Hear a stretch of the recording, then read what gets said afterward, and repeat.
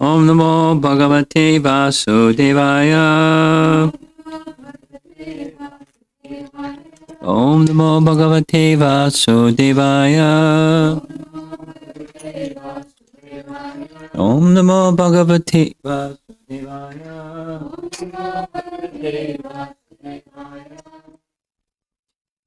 Well, it's back to philosophy night. We've had lots of stories and back to work now. We're reading from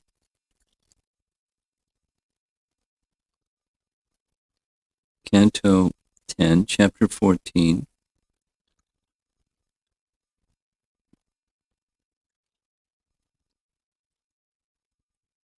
Reading from the end of, where is it? There we go. Verse 27, and then moving on to verse 28. 10, 14, 27.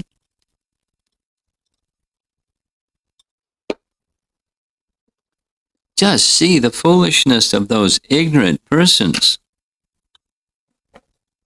who consider you to be some separated manifestation of illusion, and who consider the self, which is actually you, to be something else, the material body.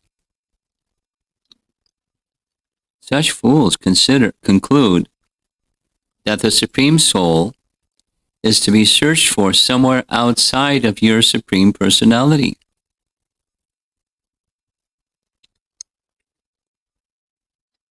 In case you didn't understand what that means, let's hear what Jiva Goswami has to say. Those who think of you, the Atma of all Atmas, only as a Jiva, are fools. Those who think of you, Paramatma, to be just a pure Jiva, Atmanam Param, will again become materialists. You know, Krishna is a special Jiva instead of the soul of all Jivas, the Paramatma. The Lord is called Atma since he spreads everywhere and is like a mother. Now that like a mother reference is from an earlier section speaking of Garbhodakshay Vishnu, who holds living entities within his body before they're manifest in the universe. Brahma is one of them, so you're like my mother because I was in your abdomen and I came out on this lotus flower, so you're my mother and you're my father. So that's the reference. And that he spreads everywhere is also from an earlier reference that is a feature of Vishnu, as he is everywhere. So although in one place, he's everywhere. The all-pervasiveness. The Lord is called Atma since he spreads everywhere and is like a mother. You are not sought externally in Vrindavan, punar bahir mrigya. They search internally for you as the pure Jiva.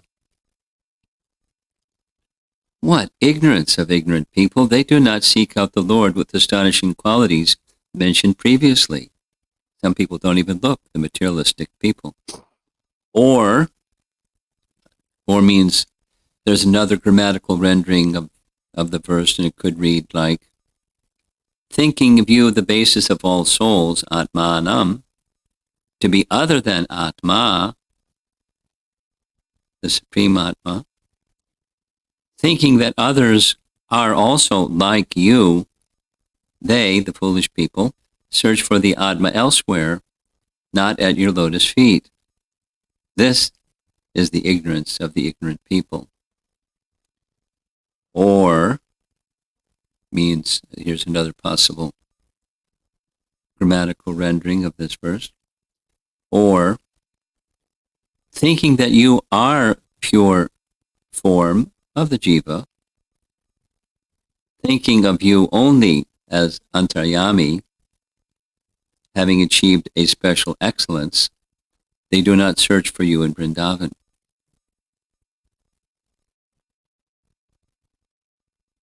Ignorant people end up in this ignorance, for they do not listen to the words of the Lord. Now, he quotes a verse from Bhagavad Gita, chapter 10, verse 42. Atava bahunai tena kim gyatena tavarjana vishtabhyam idam kritshnam ekang sena stato jagat. You've heard that one before. Ekam sena.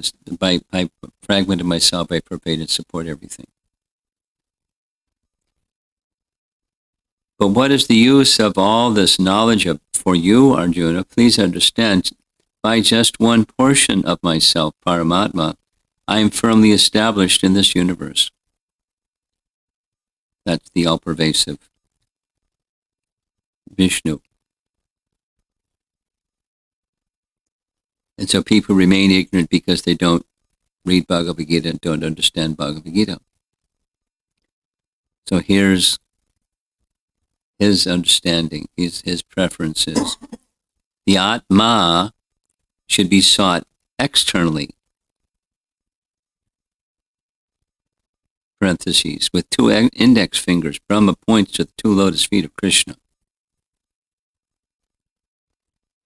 They should be searching for you. If that were not so, I would have remained meditating on you in my mind in Brahmaloka. I would have not come here to Vrindavan again. One does not search in the forest for an object lost in the house.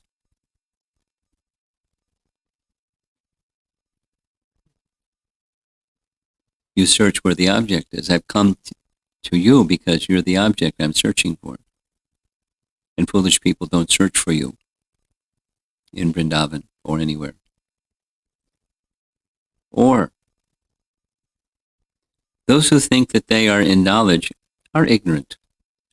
Or those who know the nature of jiva and the Lord give up everything and search for the Lord in Vrindavan. The verse is praise for such people. Or first thinking of you as the jiva by worship using Advaita philosophy. So check it out. Advaita philosophy was around before Shankaracharya was around. It was mentioned before. He just popularized it and packaged it in a certain way. It's not a new idea. So thinking of you as the jiva by worship using Advaita philosophy, then realizing you as Paramatma, they search for the real Atma of all beings using the external senses. Oh, these people are knowledgeable among the knowledgeable. Or agya, that's ignorance. Agya can mean having incomparable knowledge, just as anuttama can mean incomparable. That's Jiva Goswami. So what just happened there?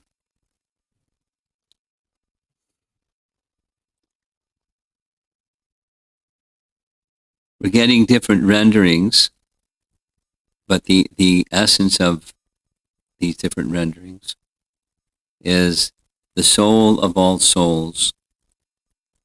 Krishna is the soul of all souls, and he should be sought after.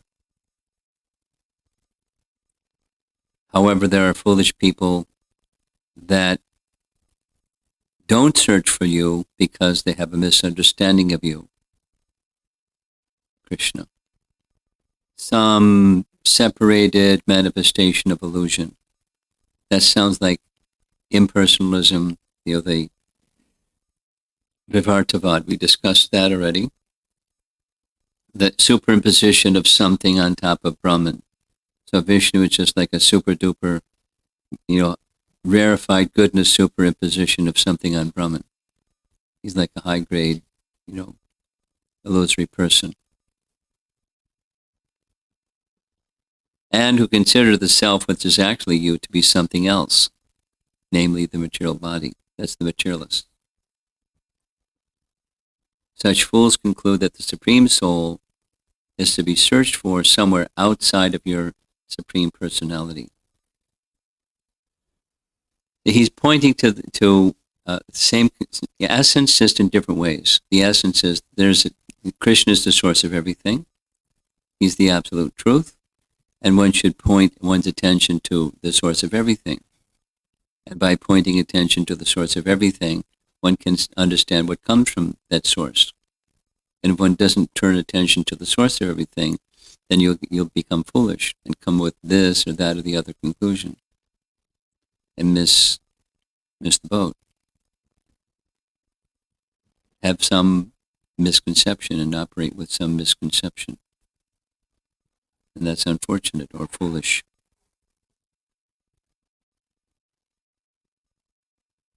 And especially attention, of course, is going to Krishna and Vrindavan, that unique feature of Krishna. Enough with text 27. Here's 28. We're going to hear about the rope and snake again. Oh, unlimited Lord, the saintly devotees, this is in contrast to the foolish folks, the saintly devotees seek you out within their own bodies by rejecting everything separate from you.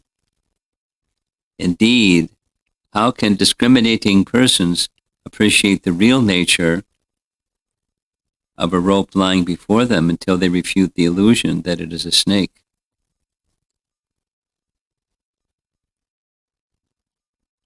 So here's BBT purport, not Prabhupada, it's his followers. One may argue that a person should cultivate self-realization and at the same time pursue sense gratification for the material body. This proposition is herein refuted by the example of misidentifying a rope as a snake. One who mistakes a rope for a snake becomes fearful and thinks of the so-called snake. But upon discovering that the so-called snake is actually a rope, he experiences a different emotion or relief and can then ignore the rope. Similarly, because we misunderstand the material body to be the self, looks like a snake, we are experiencing many emotions in relation to the body. Upon discovering, however, that the body is simply a bag of material chemicals, we carefully note how this illusion was created and then lose interest in the body. Discovering that we actually are an eternal soul within the body, we naturally focus our attention upon that real self. That's the snake the rope compared to the snake. Paragraph. Those who are saintly and wise always cultivate Krishna consciousness, spiritual knowledge, having transcended the foolish misidentification of the body as the self. That's the snake. Such Krishna-conscious persons go on to realize the Supreme Personality of Godhead who dwells within the material body as the Supersoul, the witness and guide of every living entity. Realization of the Supersoul and the individual soul is so pleasing and satisfying that a self-realized person automatically gives up everything irrelevant to his spiritual advancement. That was easy.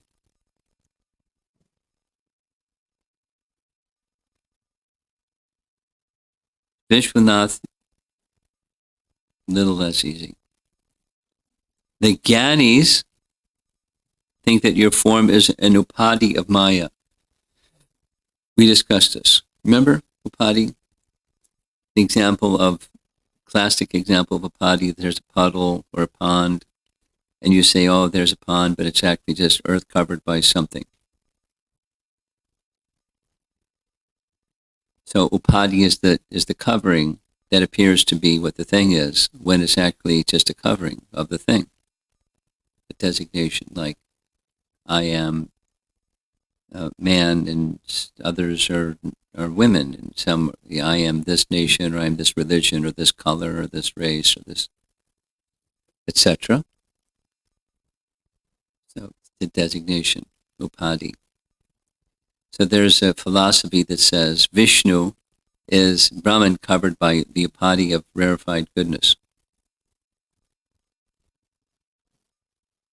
And living entities, they're simply Brahman covered by the upadi of Maya. Jnanis think of your form as an upadi of Maya. They seek out the pure form of the jiva without contamination of Maya. They seek out the jiva which takes birth among countless species, ananta bhavam, in various bodies. How? By rejecting that which is material, not spiritual. That's the neti process. What is necessary to understand? What is necessary to understand? What is necessary to understand this spiritual jiva? It's a funny sentence.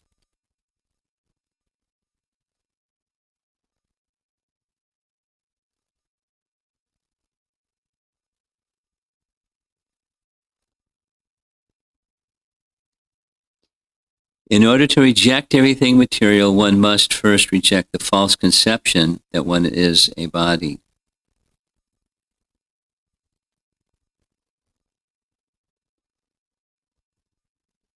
Wonder what the grammar is supposed to be. This has to end with a question mark.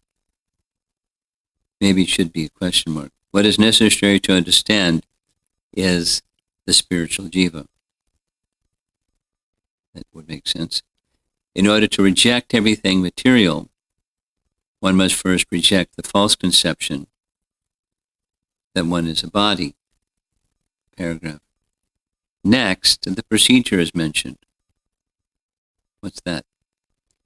As long as one does not reject the false idea that there is a snake present, how can a person understand that it is only a rope?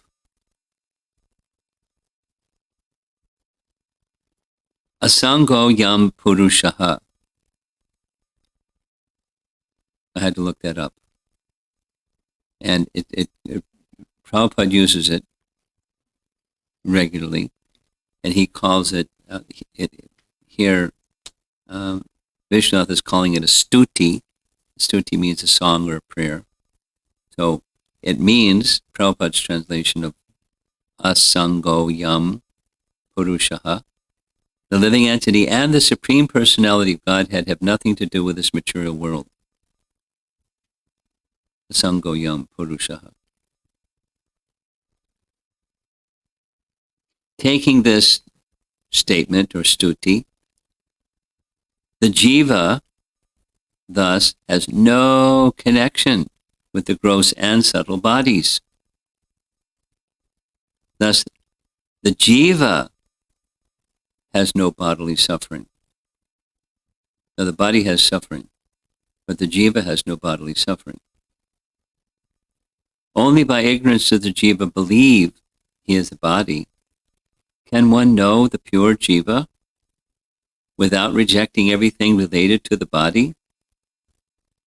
Simply through knowledge that one is soul, not the body? No. He cannot know the soul without rejecting.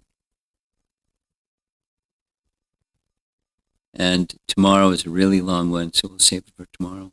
It starts off, the cause of ignorance is explained in this verse.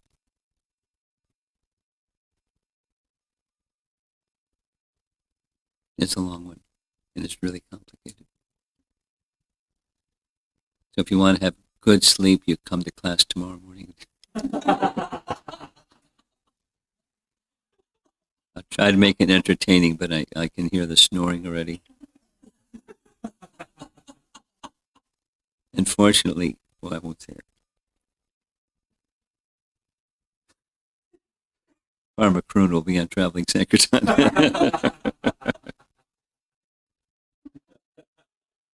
Question? He's wonderful. Very deep questions. Okay, so let's step way back and say this section is it's moved from it's still it is the focus previously is to understand the relationship between Shakti and Krishna. Shakti, it's one of the tattvas, Shakti tattva. And what's the relationship between this and Krishna? And there's spiritual and material, and there's marginal potencies. So what's the relationship of the potency of Krishna with Krishna?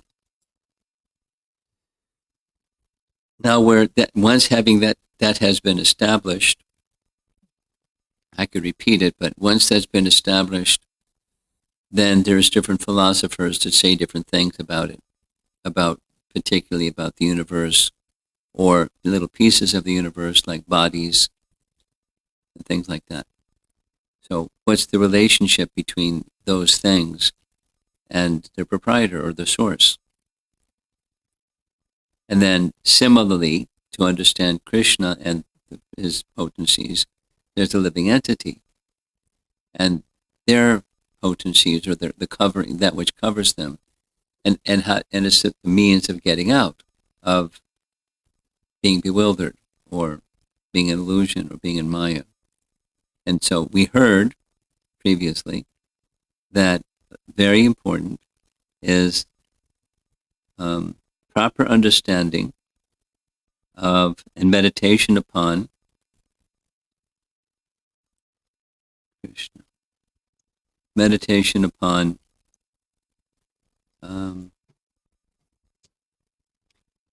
Sat, which can mean the living entity, it can mean Paramatma, it can mean Bhagavan, and it can mean Swayam Bhagavan, meaning Krishna and Vrindavan. So there's stages of meditation, withdrawing consciousness from the temporary, investing consciousness in Sat, in the eternal, but the conscious Atma. So going back some period of time, words in Sanskrit must be understood in context. According to context, there can be different meanings, like Atma. Now, real easy, Atma means the soul. But in some contexts, the Atma can also mean the Supreme Soul. So, Atma-ness, what's that? It's a conscious entity, that it's eternal, full of knowledge, and naturally blissful. And by contemplation of that which is eternal, full of knowledge, and blissful, then one's consciousness can be drawn from Maya. But if one doesn't, this is what was being said. The foolish people, they don't do that. They have another, from the get-go, they have another conception, like a living entity covered by something. That's Krishna. So they're not looking for Krishna. They don't have the proper understanding. So even if they try to meditate on Krishna, they're not going to hit the target. Or if they think that the body is the self, then they're not going to meditate on the self, the spiritual entity. That's unfortunate. They're foolish. But now comes the saintly devotees. And the saintly devotees, this text 28 is saying, saintly devotees, along with trying to focus on Atma, they have to let go of the misconception that they're the body.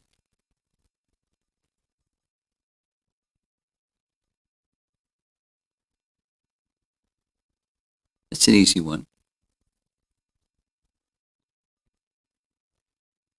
Because along with the misconception comes feeling. Along, the thinking, feeling, and willing. There's feelings. Feeling fear or feeling relaxed or relieved, not the body.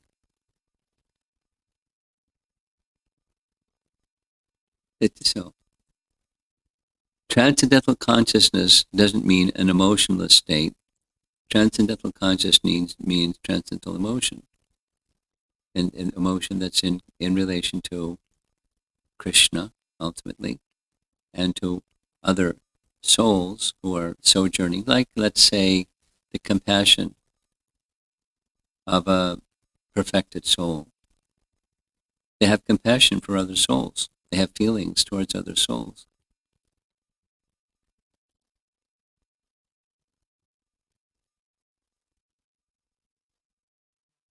There's thinking of some examples of Prabhupada hearing of misfortune of devotees and crying. It's not worldly emotion. It's a spiritual emotion. Or becoming angry. Like, that infamous passage from the fourth canto Bhagavatam that says women like being raped. One of the statements I've heard Malati say multiple times, when she was in the room when Prabhupada heard that Saradiya was raped in Guyana, and his whole face became filled with anger, his lips trembled, and that person should be killed. I mean, so he wasn't unclear about what the horror of such a thing is. Anyway, transcendental consciousness is not an emotionless state, but the emotions are centered on that which is sat. And one still may deal with, the temporary covering portions in a holistic picture, because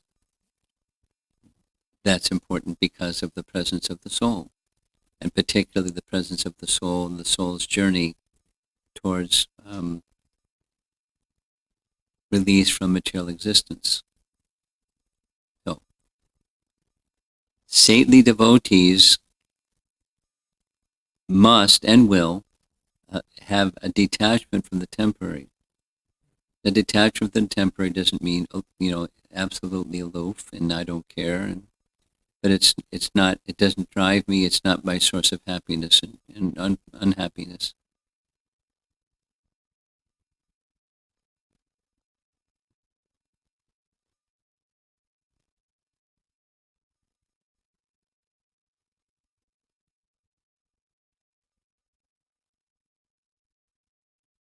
I'm thinking of a story that Hari Sori told.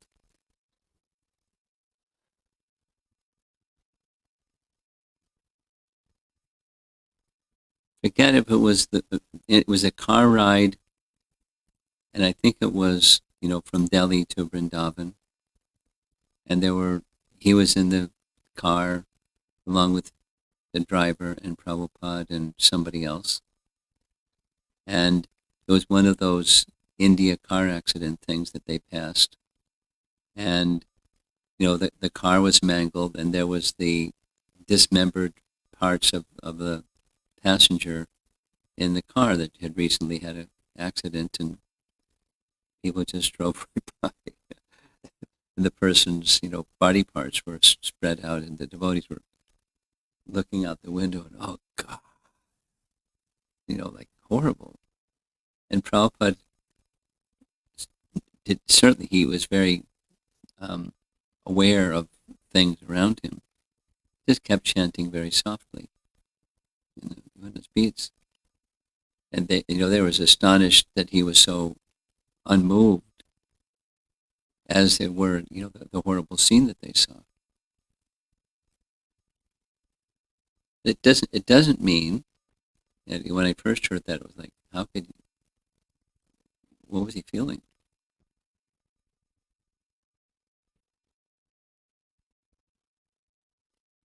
Because he knew what what pain was and what misfortune was, and he cared about people's unfortunate circumstance over and over. It was such a compelling part of his mission, is relieving people from their suffering condition. But sometimes, maybe it was instructive, or maybe it was super soul instructing the devotees or something. But indifferent to the temporary, in a very unusual way.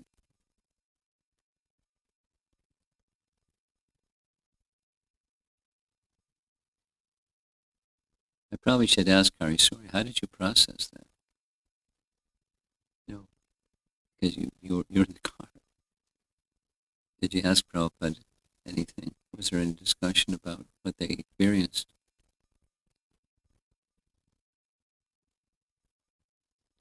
Generally speaking, again and again, Prabhupada would address the unnecessary suffering that people undergo, and then identify what those categories of sufferings are, and then sometimes give illustrations of those categories of suffering. He was very, very aware of misfortune of material existence. So, the kind of detachment that's being spoken of doesn't mean, I'll read this sentence again. O unlimited Lord, the saintly devotees seek you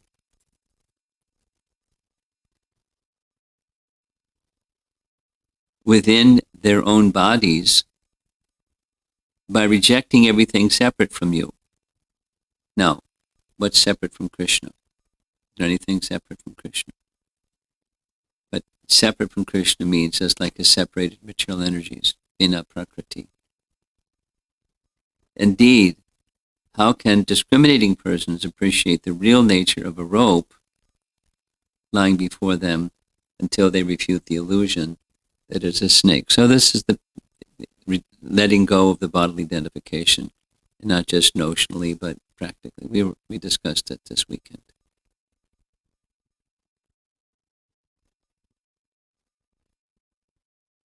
No, he cannot know the soul without rejecting, at least, conceptually, and then trying to meditate and being situated in the eternal soul.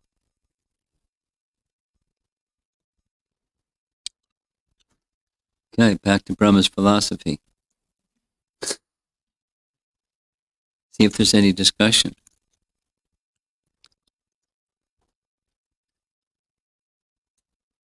Yeah, Sri Rupa.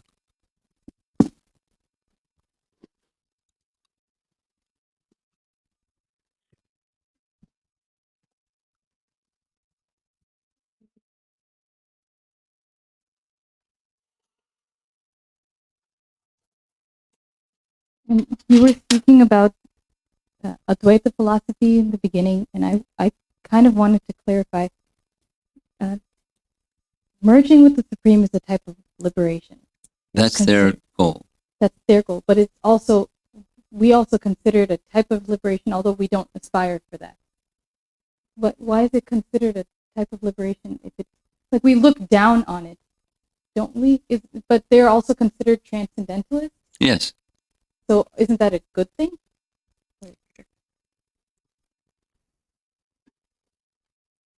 Well, why do we look down on it? Because there's different ways of looking down on it. There's no service.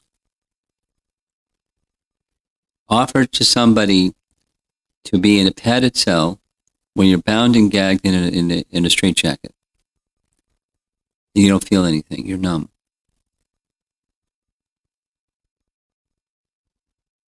No, thank you. But wait a minute. All your sufferings and miseries are gone because you're numb. You can't say anything, do anything, go anywhere, be with anybody. No, nothing. Padded cell.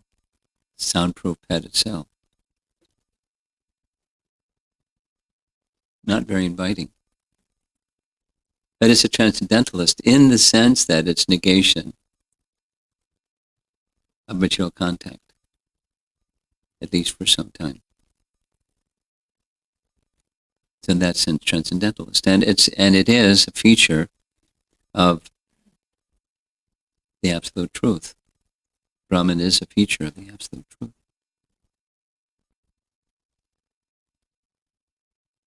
So it is a transcendental status or experience, but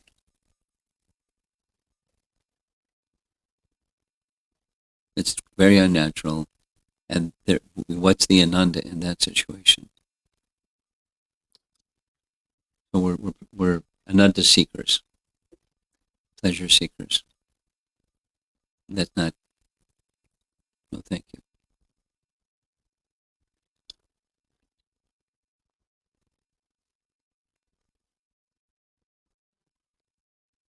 Anything else?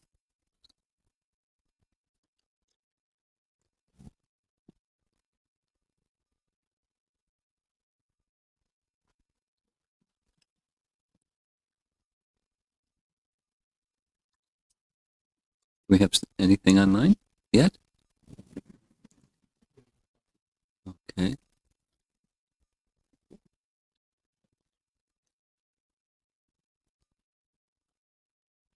This is from Sham Sundar Prabhu. When we read the transcendental literature, which are inconceivable to the material mind, so in reality, what are we hearing?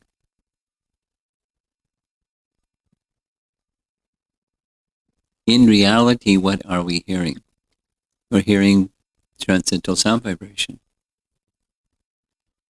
That's the reality of what we're hearing. Now, how you processors are handling that, what your thoughts are about what you heard, can be very different. But that's what we're hearing.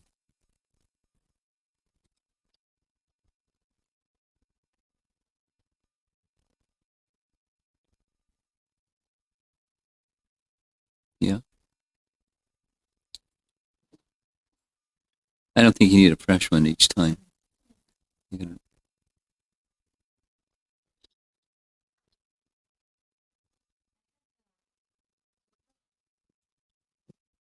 I had two questions. Oh. The first one I was trying to understand because we were talking about saintly devotees and how they don't use anything that's separate, or they neglect everything that's separate from Krishna. Yeah. And you mentioned that Krishna's there's nothing separate from Krishna, but Krishna's Shaktis are separated from him, Yes. right? So is it a correct understanding to understand that when you use something in Krishna's service, it's not separate from him? Yes, it's perceived as paraphernalia that's his, and therefore the connection is by seeing it, then connecting it in service, and therefore it becomes spiritualized. It's no longer seen as separate from him. Okay.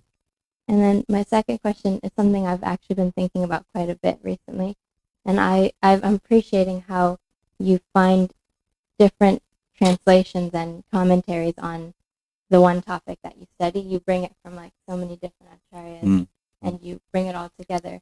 And I sometimes feel like, and I don't, you can tell me if I make sense, but sometimes feel hesitant because I'm afraid to find controversy, if that makes sense. Yes, it does. And so how can I build my comfort, because I feel like that's part of spiritual life, right?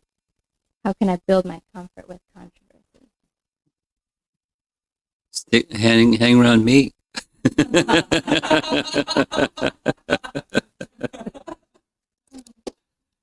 Well, bringing in different commentaries, I've mentioned this at least half a dozen times. There was some hesitation in going down that path because the very reason that you mentioned. That is, wait a minute, it says this here, then it says that there. And so is it this or is it that? Because my little binary processor says if it's this, then it can't be that. And if it's that, then it can't be this. I'm bewildered. And because I'm not even really sure I understand either this or that, but I get it that there's disagreement upstairs. So that's a downside for doing this. Bringing in different commentaries. The safer, less bumpy, less, possible conflicting situation it would be just stick to Prabhupada's, Bhaktivedanta purports, and just stick to Bhaktivedanta purports, and just stick to the Bhaktivedanta purports. Because everything is there, and if you're elevated in consciousness enough, you'll pick up things that you didn't pick up when you weren't elevated in consciousness enough. And so just stick with one. And then there's no conflict, there's no, wait a minute, there's this, and then there's that. And that's a very good beginning. And, when I'm giving these classes, there are people, it's not just devotees who've been around for 15 years, it's some newer people too. So it's a risk. I thought about it multiple times.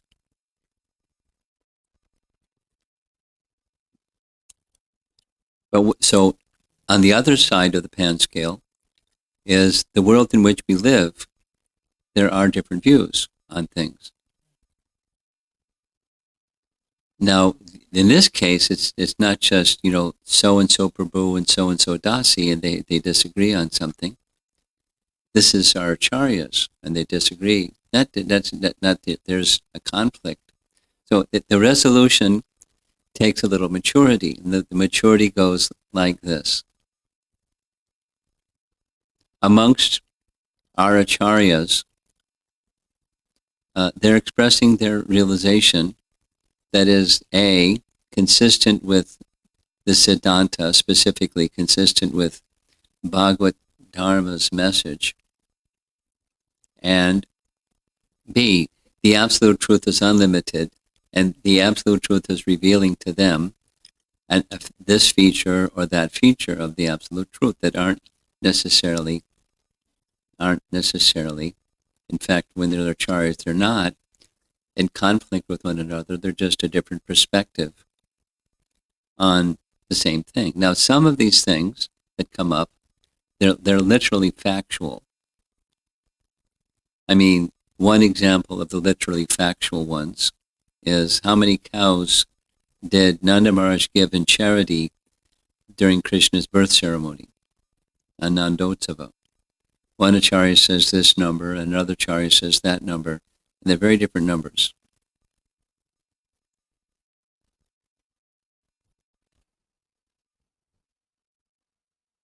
And it's not, so that's their realization, and how they reach those realization, we can say it's from their samadhi. They're so absorbed in Krishna, their experience of what's not necessarily stated in the Bhagavatam, they have a realization, they have access to truths about Krishna that we don't have access to because of their elevated consciousness. And one is realizing this way, one is realizing that way. There's a verse in Brahma Samhita text 61, and it's referenced elsewhere, that says, Yadrashi yadrashi shraddha siddhi bhavati tadrashi. I like it. So siddhi, normally it means perfection, but the way Bhaktisiddhanta translates it is realization. So when you I don't know Sanskrit so much, but yadrashi tadrashi is like yavat tavat. It's comparing something, like as. It's a metaphor. As something, so something else. Yadrashi, tadrashi. According to faith, one gets realization. And so, are we going to say the acharya that said Nanda Maharaj gave so many cows? Well, he just doesn't have sufficient faith. We're not going to. That's offensive. We're not going to say that. So is it? That's how different expressions arise from our acharyas. So in other words, it's not really a controversy because the Siddhanta is there. I mean, it comes out, for example, because Jamuna Jivana tipped me off and I've been listening to this Madhvacharya's 9 pillars. And we're in Madhva's line. And Madhva says some things that the Gaudiyas don't say. And I won't go into it because you'll go, uh-oh, controversy. But the principle that we're in Madhva's line, we got to say what Madhva says. And then, so the simplified explanation is, we're from the Madhva tree, and there's a branch of that tree, Shaka. And so the branch has a certain expression of truths about Krishna, specifically with reference to Srimad Bhagavatam. So those truths about Krishna that are consistent with Srimad Bhagavatam are authorized, bona fide, non-controversial. It's just a view on truths about Krishna.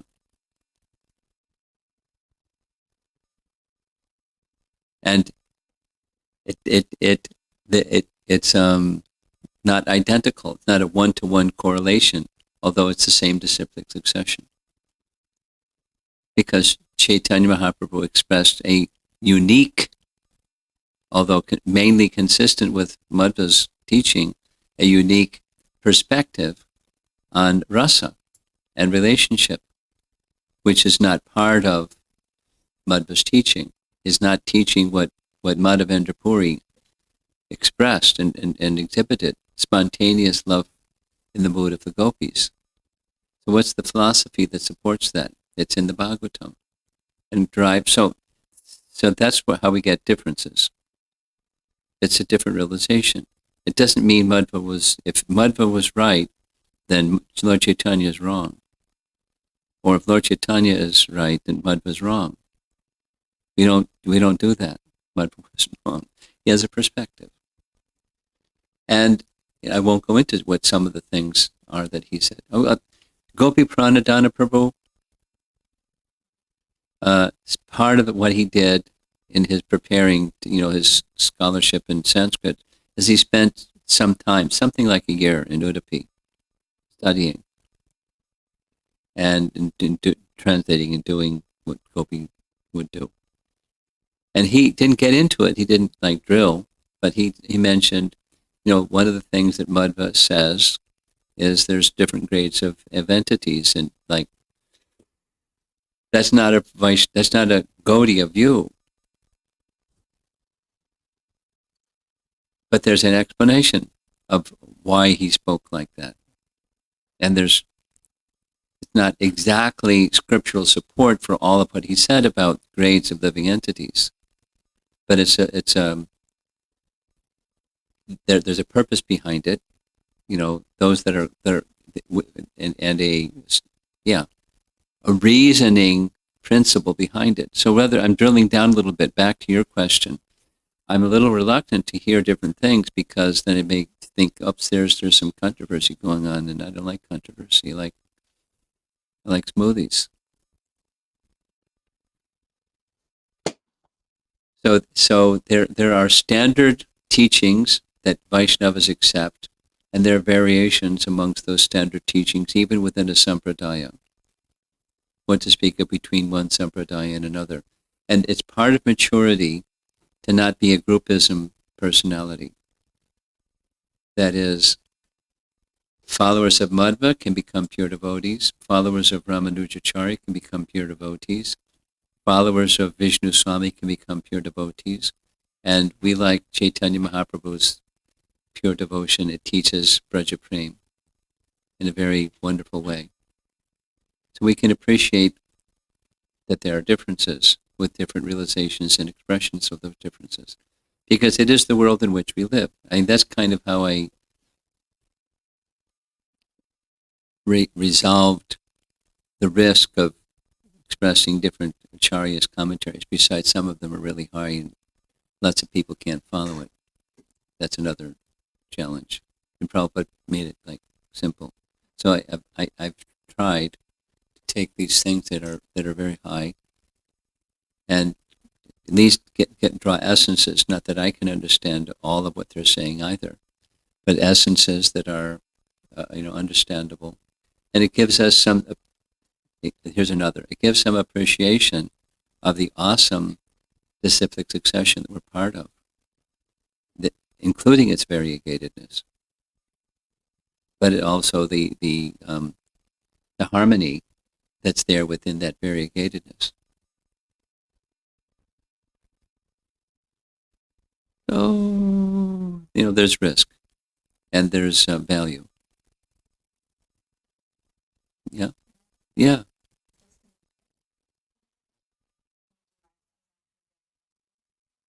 As you grow and start mixing with other persons other than what you grew up with to this stage, you're going to find lots of variety out there. So maybe you just go live in a cave or something, but you're not going to do that. You're going to be with people that have different views. Now, how are you going to process all that? So you go for Siddhanta, and you respect differences. And there's some lines that you draw. Yeah, that was really helpful because I think what was going on in my head was that I had to deem one as right or wrong. But I remember one year during Vyasa Puja, you said it's a sign of intelligence if someone can hold two opposing viewpoints in their head and understand both of them at the same time. So I guess it's just maturity and faith Yes. and understanding Srila Prabhupada. Yeah.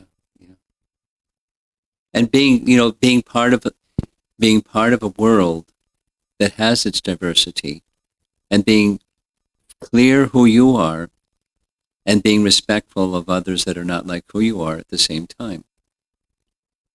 And then because of that, being clear of who you are, and being respectful of who they are, it gives you an opportunity to give association rather than like build a fence in your mind or otherwise. Now, there are some people who want to build fences, but they're abusive. We respect from a distance. Okay? How we doing?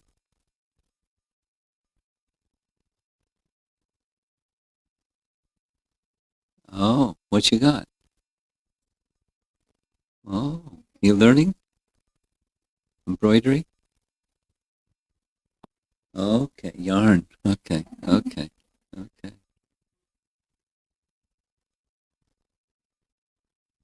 Paramarupa's daughters are learning the same thing, but they're like, she goes really fast. Radha. Is something here?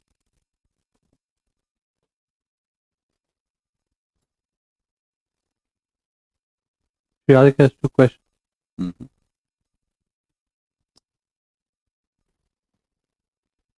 In elaborating on the analogy of the rope and snake, you mentioned that because we identify the rope to be a snake, that is the jiva to be the material body, we experience emotions related to this illusion.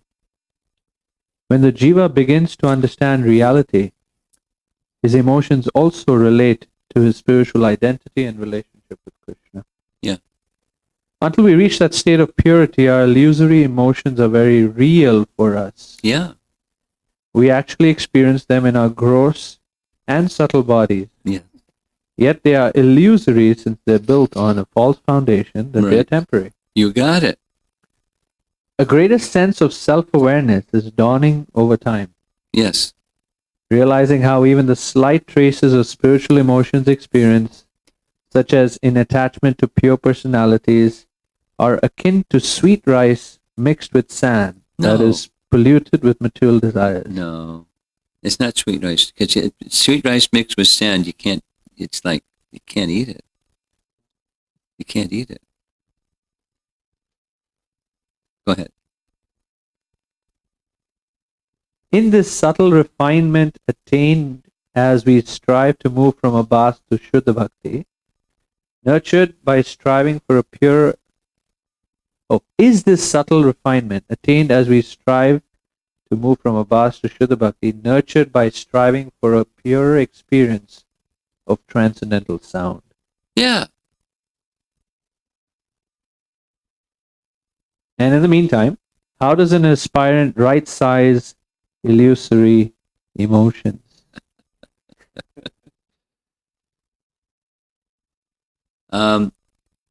With detachment and, with acceptance and striving to make wise choices with that emotion in handling and dealing with and processing that emotion, particularly in a manner that will lead to spiritual elevation instead of degradation of yourself or others.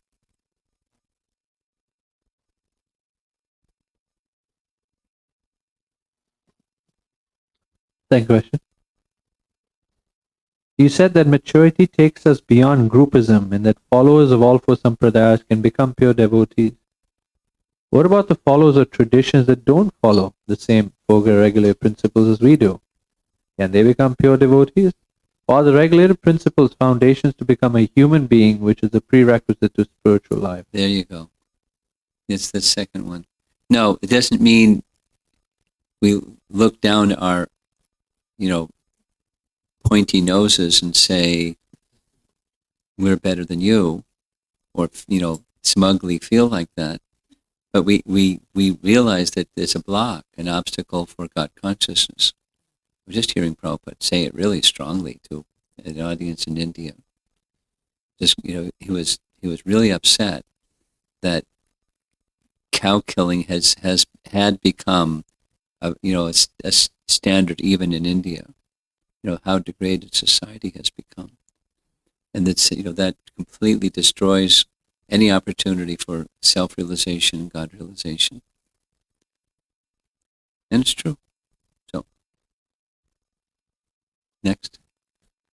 From Amol Bakshi Prabhu, when someone fully realizes the self, are their material senses still in touch with the material sense objects? Sure.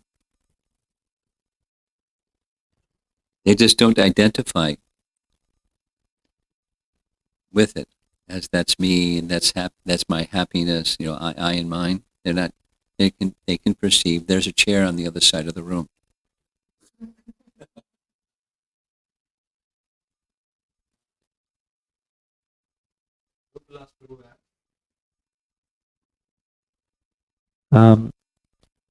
Are not those in impersonal liberation Brahma Bhuta Prasanna Atma Anasochati na Kankshati?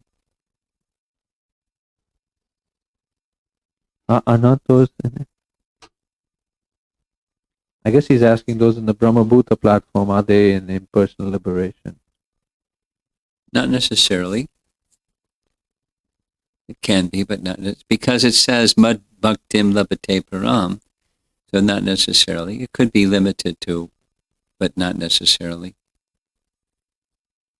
Okay. Anything else? That's it. Okay, looks like we're done.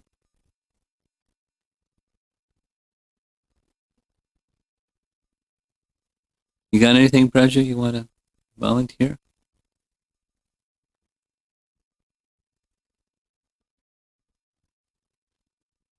Next year. Okay. Srila Prabhupada ki jai.